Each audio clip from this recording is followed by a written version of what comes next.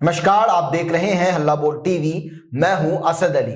Shambhu girls hostel मामले को लेकर आज दिल्ली के जंतर मंतर पर बिहार वासियों ने प्रदर्शन किया। इस प्रदर्शन में एक आरएसएस विचारक भी शामिल हुए और उन्होंने ऐलान किया कि हमने एनडीए सरकार को बनाया है, अगर ये बेटी को न्याय दिलाने में असफल रही तो हम इसको ध्वस्त कर देंगे।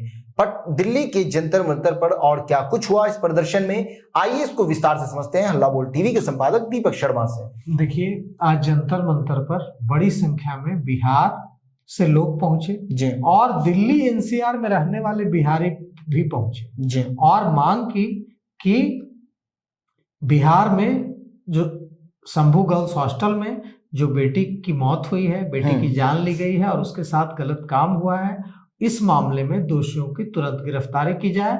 और उन लोगों ने, जो प्रदर्शनकारी हैं जंतर मंतर पर जमा हुए, उन लोगों ने आरोप लगाया है कि यह लीपापोती की कोशिश चल रही है जी, और लीपापोती की कोशिश का वे विरोध करते हैं।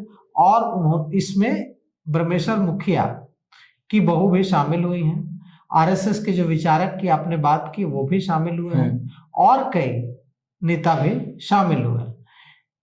ये जो आरएसएस के विचारक की आप बात कर रहे हैं, यह सच है कि उन्होंने अपने भाषण में बिहार सरकार को कड़ी चेतावनी दे दी। उन्होंने कहा कि हम ही लोगों ने मिल करके दिन रात एक करके इस सरकार को इतना प्रचंड बहुमत, बिहार के एनडीए सरकार को इतना प्रचंड बहुमत दिलाया। किस लिए दिलाया?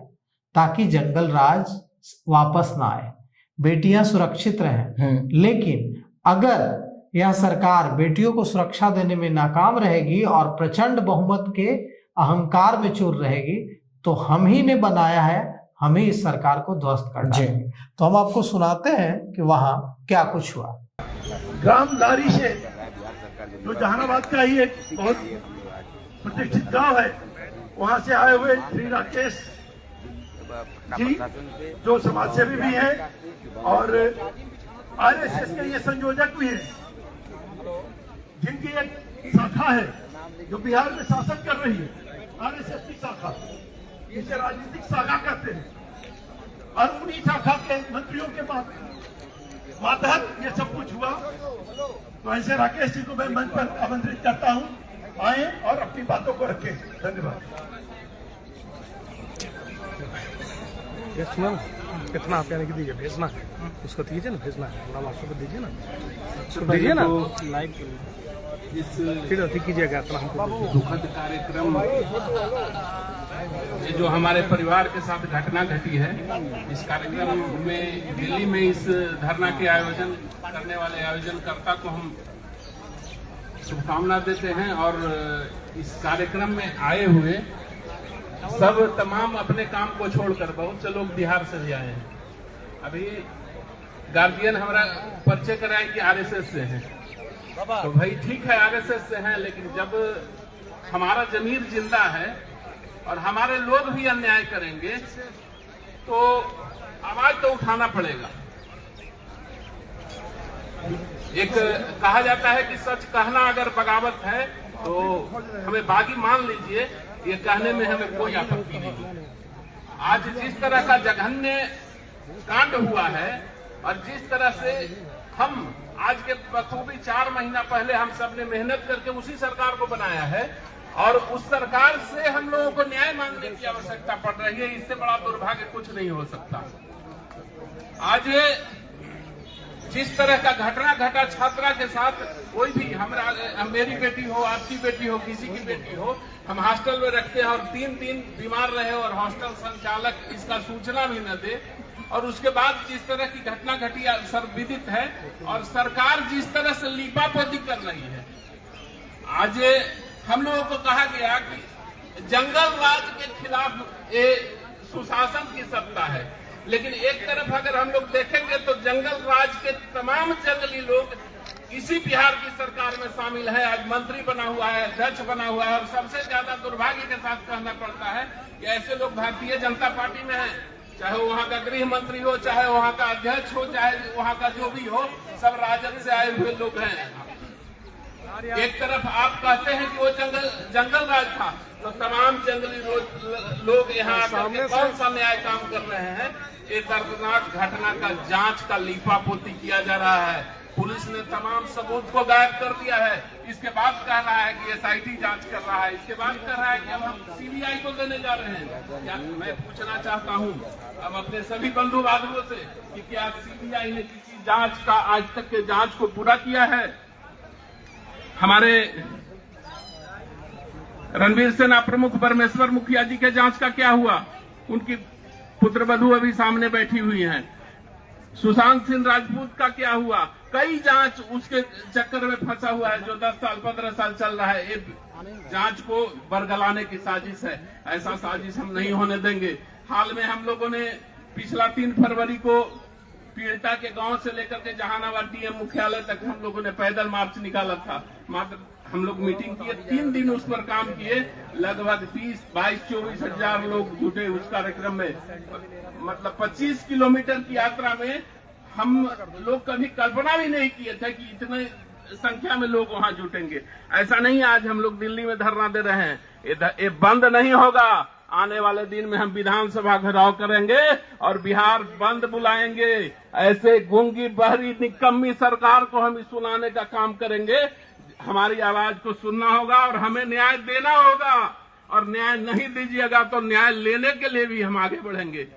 आप आज मांग रहे हैं आपसे न्याय, हमें न्याय दे दीजिए। हम कोई कश्मीरी पंडित नहीं है कि कश्मीर छोड़ करके भाग जाएंगे। हम कोई कश्मीरी पंडित नहीं है कि हमको डराइएगा और हम भाग जाएंगे। ऐसा नहीं होने वाला है। आगे भी लड़ाई जारी रहेगी और हम लोग आने वाले दिन में इस पर काम करेंगे।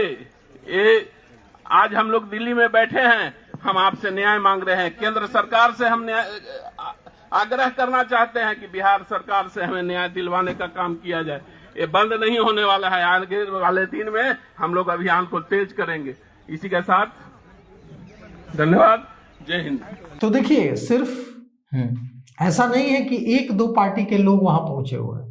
आरएसएस के लोग भी पहुंचे हुए हैं, भारतीय जनता पार्टी के लोग भी पहुंचे हुए हैं, कांग्रेस के लोग भी पहुंचे हुए हैं, सभी पार्टियों के लोग पहुंचे हुए हैं। पप्पू यादव के एक समर्थक ने भी वहां पप्पू यादव की गिरफ्तारी का मुद्दा उठाया और कहा कि पप्पू यादव इस मसले को उठा रहे थे, इसलिए उनकी गिरफ्तारी की गई है, डराने की कोशिश की गई है। तो कुल मिलाकर के अभी वहां जंतर मंतर पर बड़ी संख्या में बिहारी जमा हैं और वे यह मांग कर रहे हैं कि इस मामले में न्यायिक जांच कराई जाए। मतलब पटना हाईकोर्ट के किसी सिटिंग जज की निगरानी में सीबीआई जांच करे।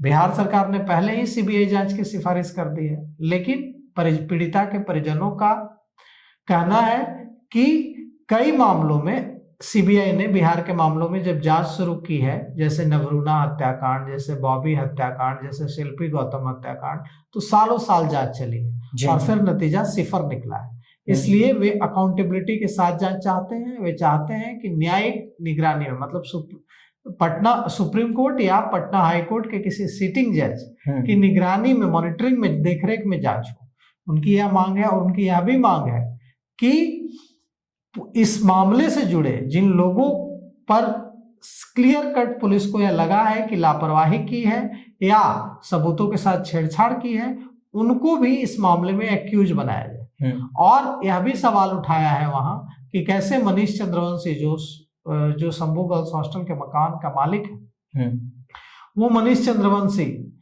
कुछ ही सालों में 15,000 रुपए की नौकरी करने वाला व्यक्ति 5 सालों में, कुछ ही सालों में बन गया करोड़ों रुपए का मालिक। इसकी भी जांच कराई जाए। और इन लोगों ने आरोप, जो प्रदर्शनकारी वहां जमा हुए हैं जंतर मंतर पर, इन लोगों ने आरोप लगाया है कि इस मामले में सफेदपोश शामिल है और उन्हें बचाने की कोशिश की जा रही है। और यह भी ऐलान किया गया कि अगर सरकार हमारी बात नहीं मानती है तो हम विधानसभा भी घेरेंगे। तो हो सकता है, अभी तो विधानसभा का सत्र चल रहा है, हो सकता है कि आने वाले समय में हमने जहानाबाद में प्रदर्शन देखा, हमने दिल्ली के जंतर मंतर पर प्रदर्शन देखा, आज पटना में भी प्रदर्शन हुआ है, कांग्रेस ने किया है। हाँ, तो अब जो है जिस तरह से जहानाबाद की सड़कों पर हमने देखा कि 10,000 से भी ज्यादा लोग सड़कों पर उतर गए, जिस तरह से हमने देखा कि जंतर मंतर पर बड़ी संख्या में लोग पहुंचे हैं, उसी तरह से यह भी धमकी दी गई है, यह भी सीधे सीधे चेतावनी दी गई है कि बिहार सरकार को हम चेतावनी देते हैं